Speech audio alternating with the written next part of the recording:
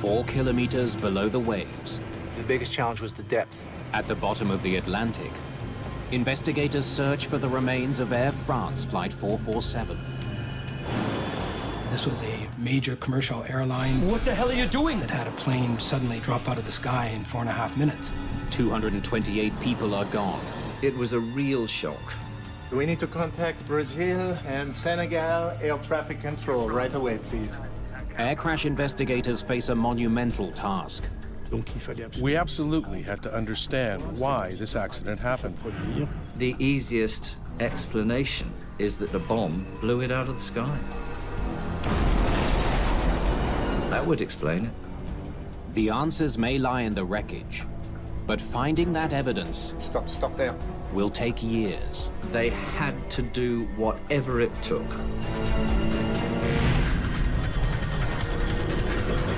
Mayday, Mayday.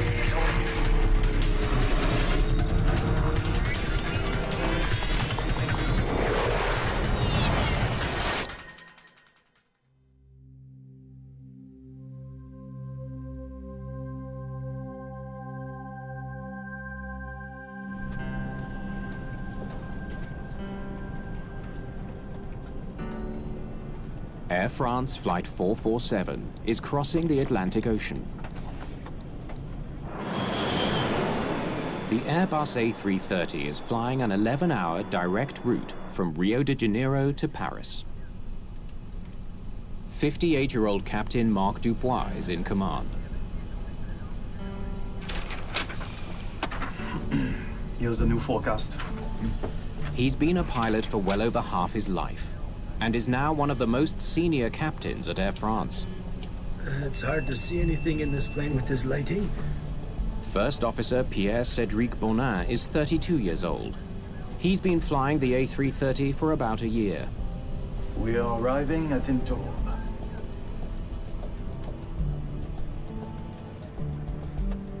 "37-year-old relief pilot David Robert is on standby.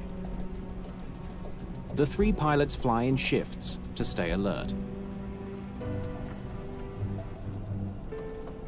There are 216 passengers on the overnight flight, including Canadian business executive Brad Clemes. I talked to my brother on the Sunday morning, and we talked about our children. And then I talked to him right up to the time that he got onto the plane. Like so many of these air warriors, or whatever they call them, he flew all the time. He was quite used to it, and I think he probably even enjoyed it.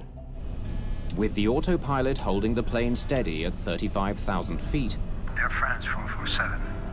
Air France 447, go ahead. the crew communicates with Brazilian air traffic control. Air France 447, contact the Atlantic Center. As they fly, an onboard computer monitors the engines, hydraulics, and other systems. It also sends progress reports to Air France headquarters. Every 10 minutes, the computer transmits the plane's position, along with any maintenance data.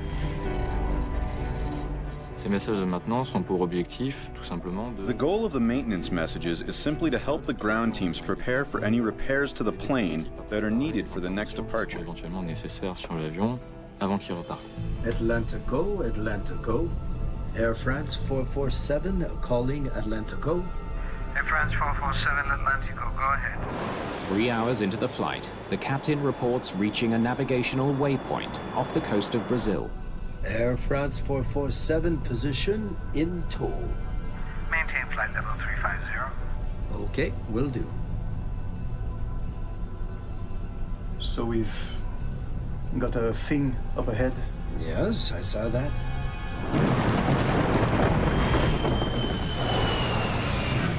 At 1:49 a.m., the A330 leaves Brazilian radar surveillance and enters a communications dead zone over the mid-Atlantic.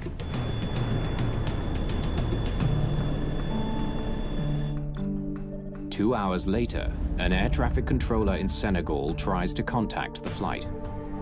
Air France 447, this is Dakar. Do you copy? Come in, Air France 447. He can't reach the crew, so he alerts Air France. Dakar for Air France, have you heard from Air 447 over? Negative. Hold for Air France, please. No one has heard from the crew of Flight 447. The only communication, 24 maintenance messages transmitted by the plane hours earlier. An Air France maintenance worker tries to make contact, but his message bounces back. What the hell? Perhaps the communication system has failed.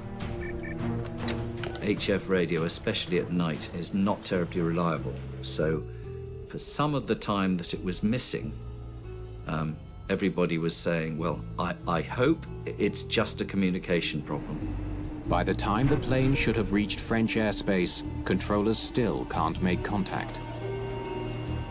At Charles de Gaulle Airport in Paris, the 11:10 a.m. arrival time comes and goes with no sign of Flight 447. The A330 would have run out of fuel by now. The airline begins notifying families. The plane has almost certainly crashed at sea. I had an infinitesimally small hope that he might have been on a different plane, because we weren't 100% sure what other flights might be coming back that he could possibly be on. By the afternoon of June the 1st, the world learns that Flight 447 from Rio to Paris has mysteriously vanished. It was a real shock to me and the whole industry that a modern aircraft like an Airbus A330, operated by a world-class airline like Air France, could just go missing without a word. Searchers scramble to the mid-Atlantic to look for the plane and survivors. The plane had been missing 11 or 12 hours at this stage, without any communication whatsoever. It's one of the worst accidents in the history of commercial aviation. An advanced passenger jet is gone. 228 people are presumed dead.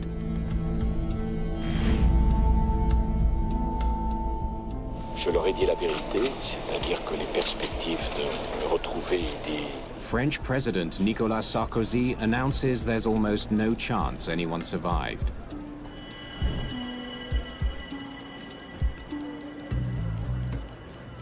The job of solving this mystery falls to the BEA, France's air safety agency. It's under enormous pressure to come up with answers. We absolutely had to understand why this accident happened, and with that plane and that airline. Alain Bouillard takes charge of the investigation. He's a pilot and aeronautical engineer with almost 20 years' experience as an air crash investigator. Ayant fait d'autres enquêtes importantes comme Concorde, j'étais... I had worked on other important investigations like the Concorde, so I was conscious of the fact that the investigation would be difficult. But I was calm, and I surrounded myself with competent people. French systems engineer Léopold Sartorius also joins the team on day one. From the beginning, we expected a long and complicated investigation. Okay, we need to contact Brazil and Senegal air traffic control right away, please. Their first goal, find what's left of Flight 447. It disappeared from radar without sending a distress signal. And for many days, there was no trace on the surface of the ocean.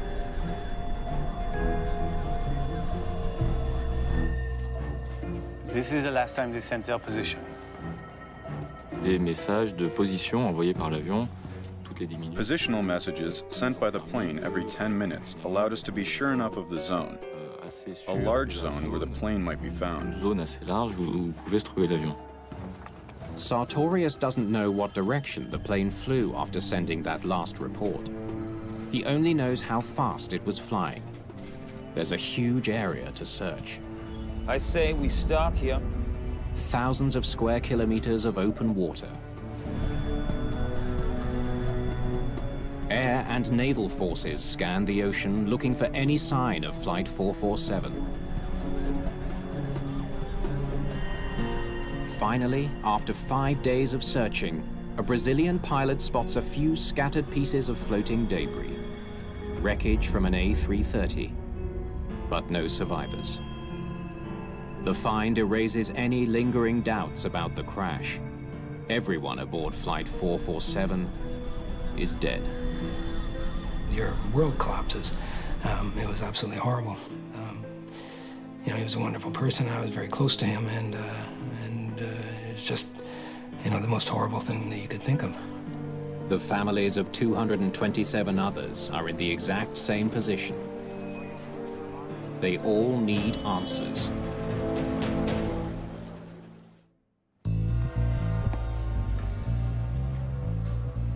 What brings an Airbus down from 35,000 feet? Nothing.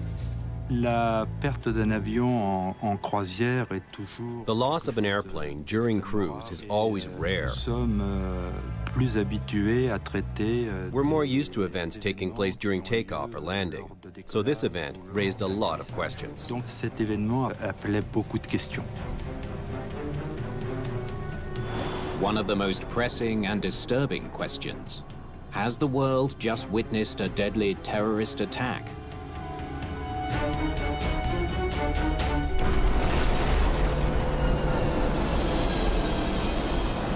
I think a terrorism scenario was thoroughly plausible, you know, very simply because this is a very modern aeroplane with a very good safety record. The easiest explanation is that a bomb blew it out of the sky. That would explain it. Atlantic currents have spread floating aircraft debris over 500 square kilometers of ocean.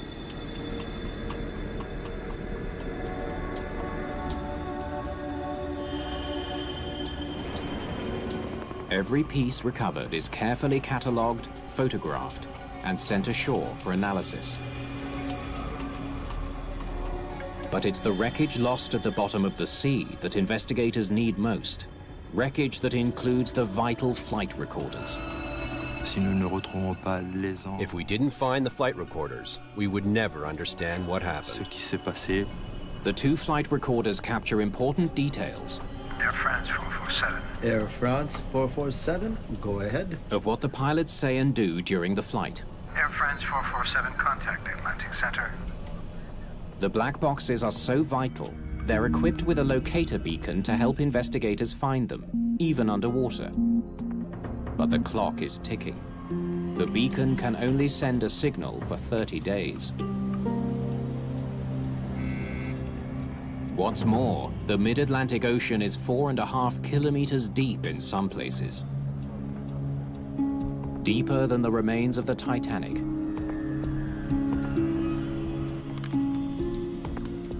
Technicians listen for the signal. At this depth, we need to get right over them. While crisscrossing a search area of 17,000 square kilometers. It was an immense area. Nous avions engagé une véritable course contre la mort. It was a real race against time. We only had 30 days. Dans les délais de 30 jours. While the BEA scours the ocean floor for the flight recorders, other team members are scrutinizing the only hard evidence they have so far. I will pull up all of the messages they sent. The 24 maintenance messages sent by Flight 447's Aircraft Communication Addressing and Reporting System, ACARS. This is the first serious accident to a modern airliner where we'd had some ACARS data. ACARS messages are highly technical. They're not designed to reveal what the crew saw, said, or did during the flight. To have only the maintenance messages to work with is really unusual. We had parcels of information that gave us, in fact, very little information. But they do provide an intriguing lead. See, this is a problem with the pitot tubes. One of the maintenance messages notes a failure in the device that measures airspeed, the pitot tube. The ACARS messages had given us the first piece of the puzzle. We knew that there had been a clogging problem in the pitot tubes. Bouchage de tube pitot.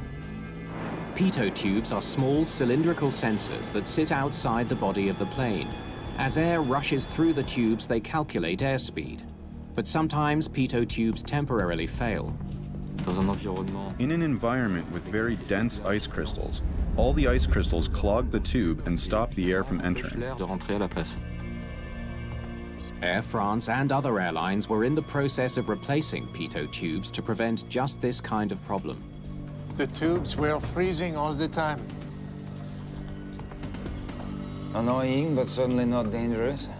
A frozen pitot tube is considered far from catastrophic. If you lose a pitot tube, you don't fall out of the sky. The pilots knew about the issue and how to respond to it. The company had notified its pilots with an OSV, an information bulletin that described the phenomenon and the appropriate measures to take. Here, look at this.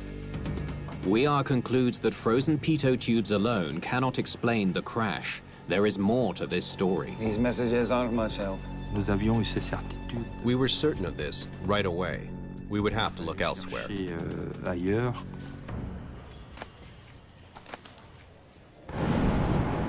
While the frozen pitot tubes may not have been to blame, Bouillard wonders if extreme weather may have played a role. De très fortes turbulences. Strong turbulence can damage a plane or even cause the loss of an aircraft by rupturing a wing or damaging the onboard systems. La défaillance de système. Investigators consider the possibility that Flight 447 flew through violent weather strong enough to bring down the plane. La turbulence était un élément dans Turbulence might explain what caused the accident. de l'accident. Altitude, sir, about 33,000 feet. Maximum thrust. Even at that altitude, it may have been impossible for the pilots to recover from a stall brought on by a violent storm. The forces could have torn the plane apart. Sur un avion, le danger principal de la turbulence. On a plane, the main danger from turbulence is structural breakage, like losing a piece of the tail or losing a wing in an extreme case. C'est-à-dire à l'extrême. And that would lead to the loss of the La aircraft. perte de l'avion. I need more weather data. Pilot reports, satellite images, everything. Flight 447 disappeared in a volatile region where trade winds from the two hemispheres converge, creating violent storms. Il était dans la They were in the intertropical convergence zone, which often has very strong turbulence. forte turbulence.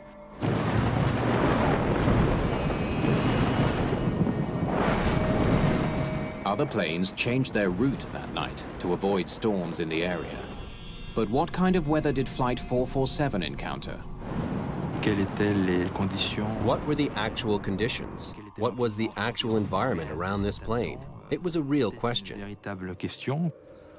Beyond turbulence, thunderstorms pose other threats to aviation. Perhaps lightning was to blame for the crash. Sir, we're losing all our instruments. Si toutefois il devait y avoir un défaut d'isolation de l'avion, If there had been some deficiency in the insulation of the plane and the systems were damaged, we likely would have seen a lot of problems. plus de systèmes que ça n'a été le cas. Did lightning bring down Flight 447?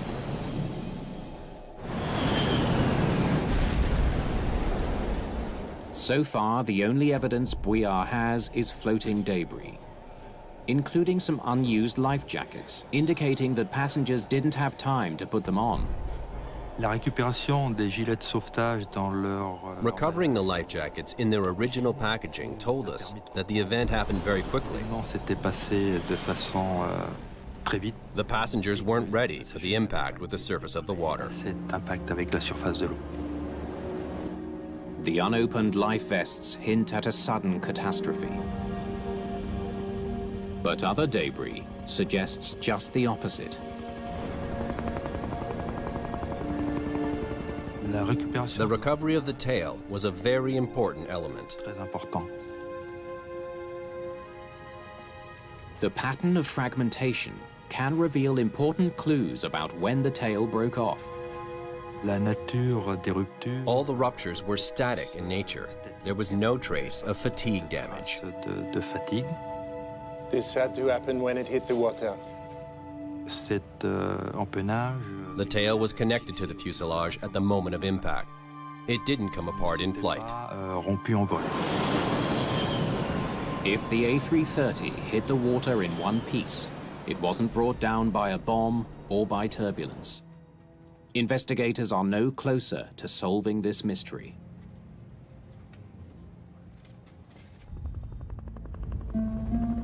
It has been 3 weeks since Flight 447 disappeared into the Atlantic Ocean. In just days, the recorder's battery-powered locator beacons will go dead.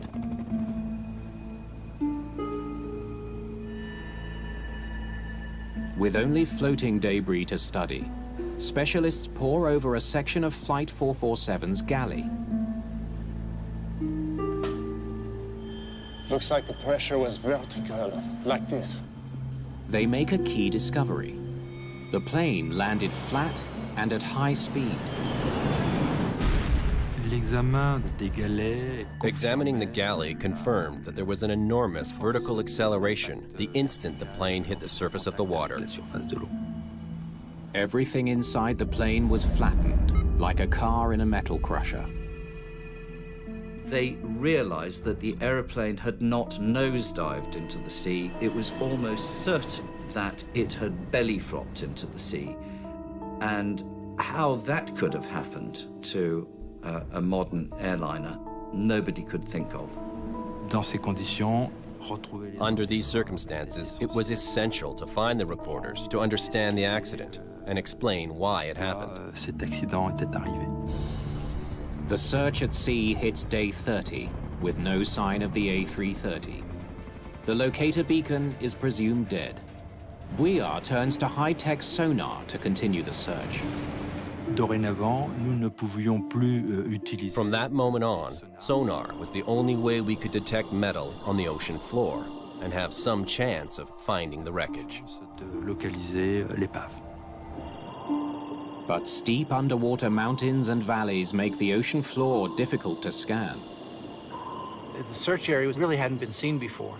It was the size of Switzerland, and you were running up through the Alps trying to find this thing. So that's what the terrain looked like, basically, in a general sense. Out to here.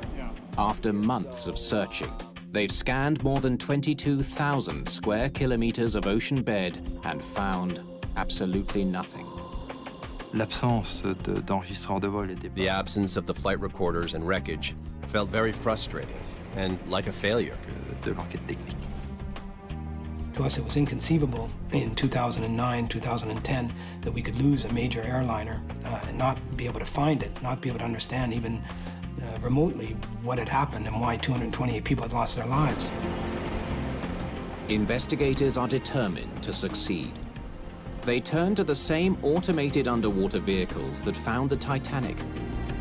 It's probably the first time AUVs have been run on that terrain that steep. And to look for something this small.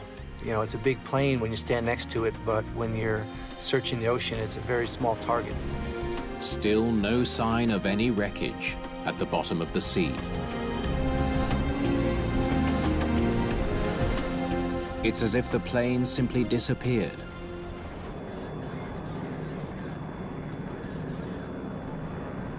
"18 months after Flight 447 goes missing, Bouillard realizes that the odds of finding what he's after are growing slim. At the end of 2010, we'd already spent 22 million euros. Continuing the search will cost millions more, with no guarantee of success.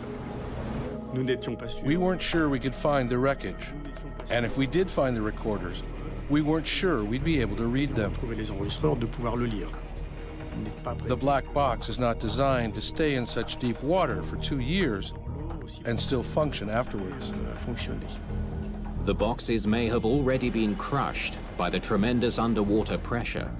At 4 kilometers below the surface, they're up against a punishing force of over 5,800 pounds per square inch. Investigators may be fighting a losing battle. Nearly 2 years after the Air France disaster, Bouillard has little to show for his efforts. No significant wreckage and no black boxes. But he refuses to give up. We can't stop. We can find the boxes. I know we can. For the BEA, it was their job to find out what happened, so obviously they wanted to find the black boxes. But Can you imagine what it would be like for Airbus not to know for sure what caused this accident, only ever to be able to theorize about it? Families of the victims are also desperate for answers. It was extremely important for us that they find the black boxes and find out what happened. And we were determined to put as much pressure as we could on the authorities to ensure that the search continued. On March the 25th, 2011, the BEA begins one final search. Again, they launch AUVs to scour the ocean floor. They focus on a 37-kilometer wide circle around the plane's last known position. The AUV is separate from the vessel. So once you launch it, it runs its 20 or 24-hour mission independent of the vessel. If the weather gets rough, the AUV is still tracking back and forth and it doesn't care. 1 week into the search, a submersible captures a sonar image of something huge on the ocean floor. Bouillard's gamble may have just paid off. It sure looks like a plane. The crew immediately sends down another submersible, this time to take high-resolution digital images.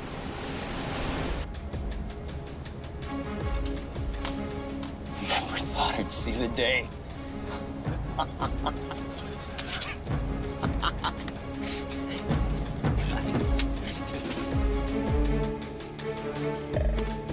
The crew sends the images straight to Bouillard's office in Paris. 2 years of his life have been devoted to this moment. I don't believe it. Thank God. Le moment de l'envoi des photos. Receiving the photographs was a moment we had waited for 2 years. 2 ans et quelque chose qui... It conjured up indescribable emotions, very strong. Indescriptible, très fort. On April the 3rd, 2011, the wreckage of Air France Flight 447 has finally been found. It lies 12 kilometers northeast of the plane's last reported position, at a depth of almost 4,000 meters. Locating the wreckage was already something exceptional and very significant in the life of an investigator. With the crash site pinpointed, a second hunt begins.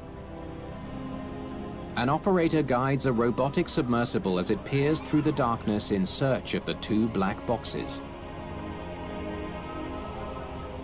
It's just like a junkyard. It's just nothing but aircraft debris everywhere. Things are on top of each other. There's fuselage skin, there's engines, there's all sorts of things all over the place. Days pass with no sign of the recorders. Investigators know that even if they find what they're looking for, 2 years underwater may have rendered the devices useless. We had no idea whether the flight data recorder and cockpit voice recorder would be in a working order. Then Bouillard gets the break he's been hoping for. Stop there. Zoom in on that.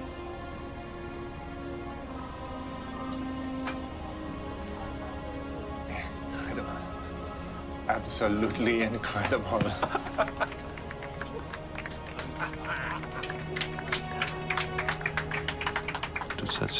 Those are moments that are difficult to describe. Moments in your career that you can't forget.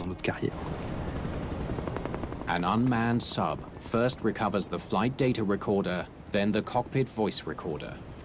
Once it's on deck, the gendarmerie take it and they put it in the box and secure it. Up then, everybody's like holding their breath. And at that point, you know you have it. So it's really a tremendous feeling.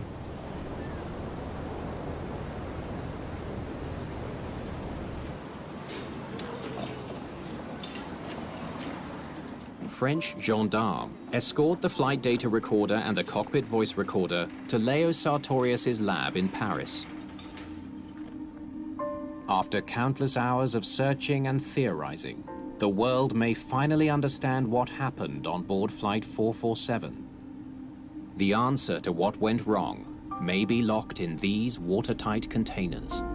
Le souci majeur, c'était de... There was a lot of concern that we might take a false step that would lead to the loss of the information. Désinformation. They must be handled with great care. One wrong move and a 2-year search costing almost 32 million euros will have been for nothing. Starting with the cockpit voice recorder, they carefully open the protective casing, looking for the memory card inside.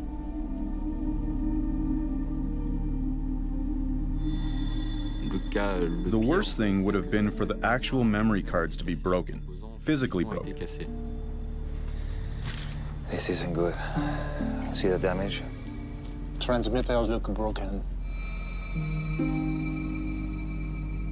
We quickly noticed that there were small parts that were broken, so we weren't sure that everything was in working order. If technicians can't fix the broken CVR, there may be no way to know what was going on in the cockpit just before the crash, or even who was flying the plane. Yeah, look at the FDR count. A close examination of the second box, the flight data recorder, brings better news. It's fine. No problems. I think we all looked at each other and said, it's incredible that they're in this state. It's incredible.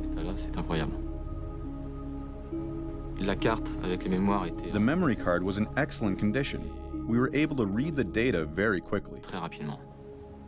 While technicians try to repair the cockpit voice recorder, Sartorius carefully plots the flight recorder data. We're cruising safely at 35,000 feet. The FDR data reveals that the pitot tubes did in fact freeze. The pitot tubes freeze here. The frozen tubes produce erratic airspeed readings, causing the autopilot to shut off automatically. Autopilot shuts off, and the pilot takes control of the plane. It warns the pilots very loudly. That can be a bit of a surprise, a bit of a shock. And it definitely was a shock to these pilots.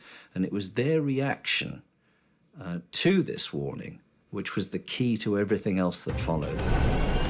The crew has been taught that a frozen pitot tube should clear itself in less than a minute.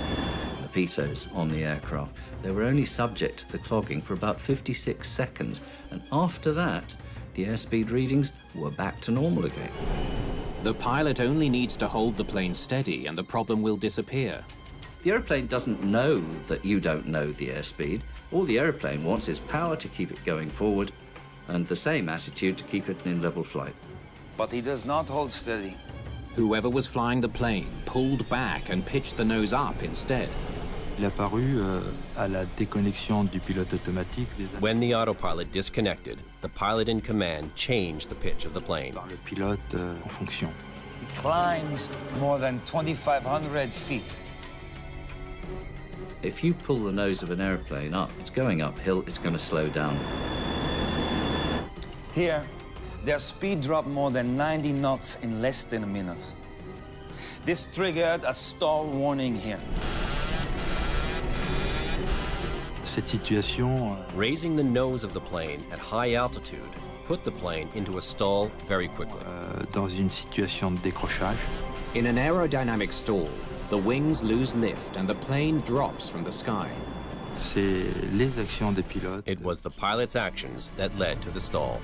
They fell at more than 12,000 feet per minute. Inexplicably, the pilot continued to pull back when he should have been pitching the plane's nose down to gain speed and lift.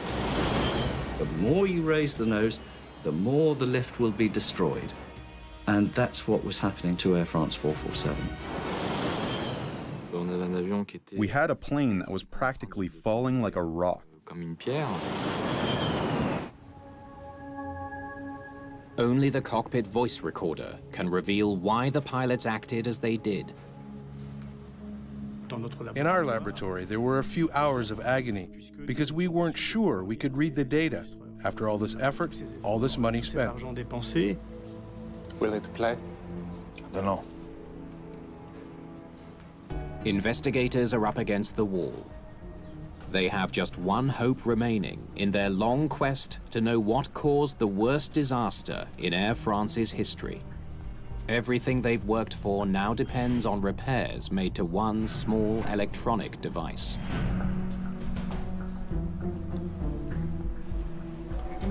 The moment of truth.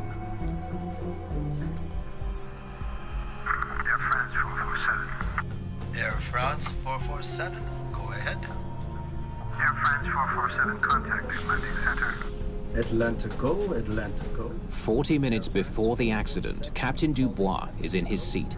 Air France 447, Atlantic Go, go ahead. Air France 447, position in tow. Le CVR nous a... The CVR allowed us to understand who was piloting the plane, who was monitoring the parameters. Maintain flight level 350. Okay, will do. First Officer Pierre-Cédric Bonin is in the right-hand seat. So we've got a thing up ahead. Yes, I saw that. And the two men are heading towards a storm. Looks like we're entering the cloud. Normally, the crew would try to fly above a storm. But at this stage in the transatlantic flight, it's not safe to do that. It would be good if we can climb now, eh? Yeah? At 35,000 feet, the air outside is too thin for the fuel-heavy plane to climb any higher. The pilots have only two choices: fly straight through the storm or try to navigate around it.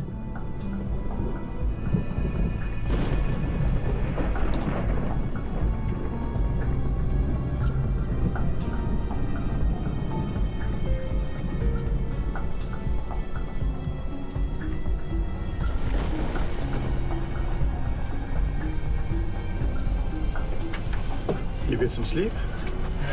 So. Well then, I am out of here. Captain Dubois takes his scheduled rest. First Officer David Robert relieves the more experienced captain. Robert has almost 4,000 hours more flying the A330 than the other first officer on the flight deck. First Officer Robert is in the left-hand seat. First Officer Bonin is the pilot flying in the right-hand seat. Investigators now know that minutes before the crash, the captain left the cockpit for his break. So you maybe want to go to the left a bit? But it's unclear which of the two remaining pilots is in command. Excuse me? You can possibly go a bit to the left. The way they acted when the captain had left the flight deck was not as if one of them was definitely in charge and the other one was definitely the supporting pilot. The confusion over their roles becomes critical when the plane hits a column of ice crystals in the cloud. The ice crystals pound the plane. Ice envelops the pitot tubes. The ice crystals are filling the pitot tubes. Airspeed readings are no longer valid. Suddenly, the pilots can't be sure how fast they're flying. That is the autopilot disconnecting. I have the controls. What's that? Stall warnings begin to blare in the cockpit as Bonin lifts the nose. Finally, investigators know which pilot put the plane into a stall. First Officer Bonin is pulling back and stalling the plane. Incredibly, neither pilot can figure out why the warning is sounding. Officer Robert doesn't understand what's happening. He sees the airplane going up and he sees the airspeed dropping. And he says, hey, watch your airspeed. We lost the speed. The pilots need to push the plane's nose down to gain speed. But Bonin inexplicably is pulling back, lifting the nose. Okay. I'm going back down. A Kelvin 2 or 3 are going up, so go back down. The pilots struggle to regain control of their plane. But they seem completely paralyzed by their own confusion. They're doing everything wrong. It should be obvious what to do.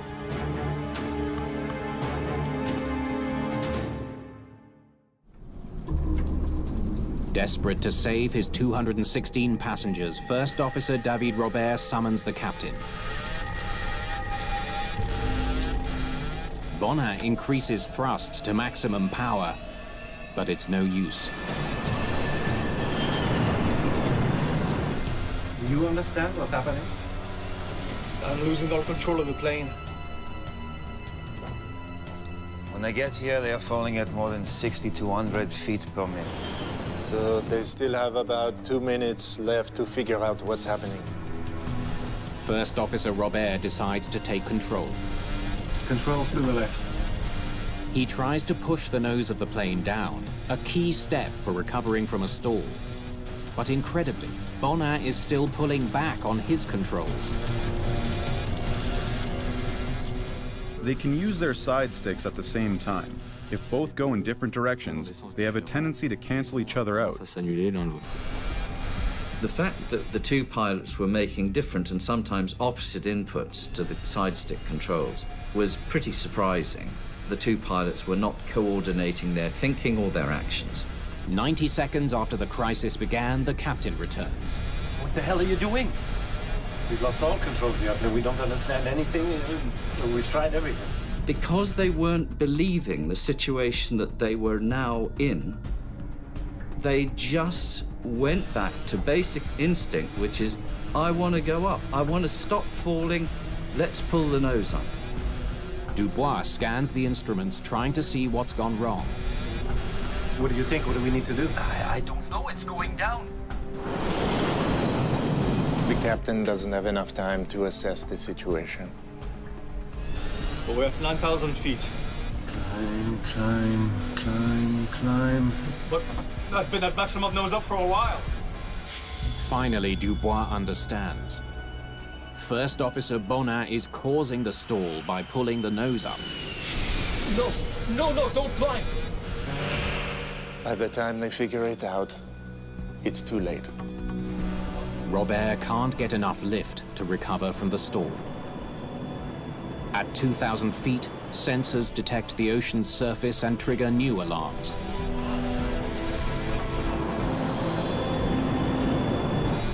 We're going to crash. This can't be true. But what's happening? The aircraft hits the water at almost 200 kilometers an hour.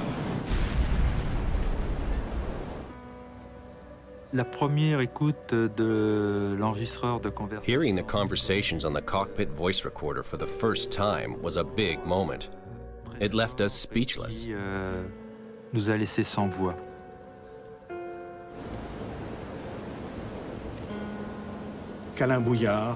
Alain Bouillard was all pale. At that moment, he understood the distress the crew was in during the last moments of the flight. By the summer of 2011, salvage crews recover 104 bodies from the submerged wreckage of Flight 447, including that of Brad Clemes. My brother was amongst those that were raised, so it enabled us to recover him, to bring him home and to conduct a service properly and to say our goodbyes properly, so it helped. More than 3 years after the accident, Alain Bouillard announces that the downing of Flight 447 was not caused by the frozen pitot tubes, but by the crew's failure to understand and rectify the situation. This can't be true. But what's happening? There was a feeling that these planes were so sophisticated they could fly by themselves. The pilots weren't even trained to fly this type of plane on manual at high altitudes because the thought was that they would always be on autopilot, so there was no reason for the pilot to know how to fly it. New training is now in place to teach crews how to deal with unreliable airspeed and how to recover from a stall at high altitudes. The airlines have to be prepared to spend more money on fundamental manual flying training and cognition training for their pilots. Air France 447 is just the accident where you can't ignore it any longer, and changes have to come.